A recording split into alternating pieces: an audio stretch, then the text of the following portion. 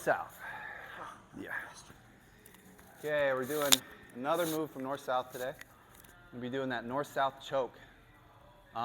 Looks easy, but actually it's kind of hard to get for some people. If you've got like big, beefy cannonball shoulders and you're a big, strong guy like this guy, it's easy. You can just kind of squeeze. But if you're a skinny guy with long arms like me, you've got to use a lot of technique to make this work. But this choke isn't like an instant tap choke. It's more of a slow and steady choke. And even Marcelo Garcia, who's like the best in the world at this choke, says you got to give it a good like a count to 20. And they won't really feel like they're being choked, but he actually chokes a lot of people unconscious without them even tapping because they don't know they're being choked. So that's more what this type of choke is. It's more a slow and steady choke. So we'll go over how to get into it and how to best apply the pressure. I'm sure my microphone is going to be getting hit all over the place here, so I'll try to position it so that it doesn't. So first thing, to get into the north-south position, okay, let's say we're here, he's got me framed in my normal frame, so I'm going to bring one arm over, the arm that's the cross face. I'm just in normal cross face side control right now. If I want to go to north-south, I bring one arm over and I hook the shoulder. I take the other arm and I block the hip so he can't follow me. And then I circle to this north-south position using my hip and my ribs to turn his head, keeping my weight on his chest, okay? A good way to go for this is to kind of fake the Kimura, right? And then their head often comes up off the ground, and then we can grab their head and sink back for the north-south, okay? For the north-south, it's real important to get your armpit under your chin.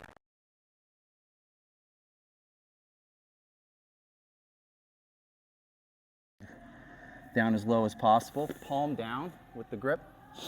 And then once we get down here, there's already some pressure, but it's not really finishing pressure. We're going to keep scooting back, and then we're going to start scooting to the side as well. And then we're just going to keep doing that until the lights start going out.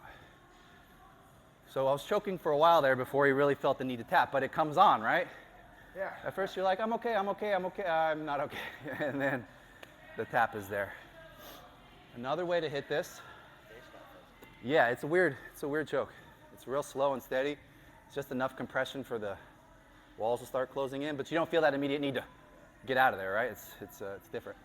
Another way to hit this is straight from side control right into the north-south position. And this is how Marcelo likes to hit it, and I like Marcelo. So we're here, right? I want to kind of rock forward and get this arm trapped, and I want to trap this arm here so his arms are away from his head. And then I'm going to come just basically with the wrestler's pin, right? The half Nelson here, right to his head. And then I'm just going to circle to that north-south position and use my armpit to lift his chin.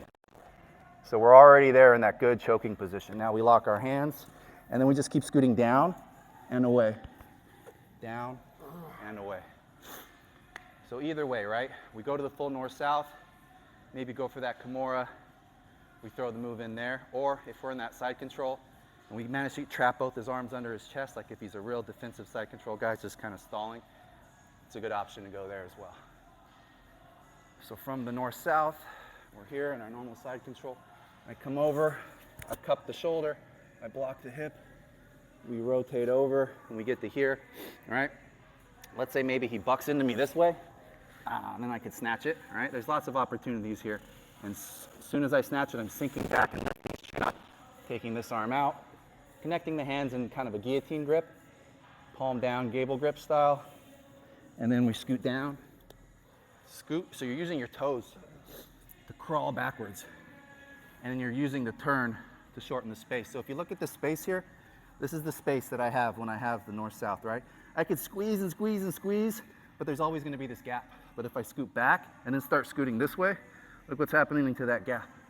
It closes, right? That's the effect that we want. Do you want to see one? Yeah. Let me get you little Josh. Little Josh and big Josh. The second one from side control, the Marcelo one. So I got him on his back. He's playing defense. So I want to push forward to trap this arm here, and then I bring this hand, elbow down to trap that arm so he has nothing protecting his neck. And then we come under the head, just in like your wrestler, half Nelson, and then I circle away, and I can even use this hand to like push this shoulder and drop my shoulder. Now I'm going to lock my hands, and then I want to scoot down and then start turning that way. And I want to kind of turn his head, because the defense for this choke or a way to make it so it's not so tight, is for him to turn his chin into my body. So by turning away, it turns him into the choke. All right? Are you walking back? Yep, you're doing this. You're doing like a J. So we're going down, down, away, away. And see how it makes that? I got this space here. I'm like, squeezing as hard as I can. But when I go down and away, that space goes away. That's what you want. That's how you do it if you've got lanky arms like me. We all good? Yeah. Okay, let's partner up and run it. 1, 2, 3.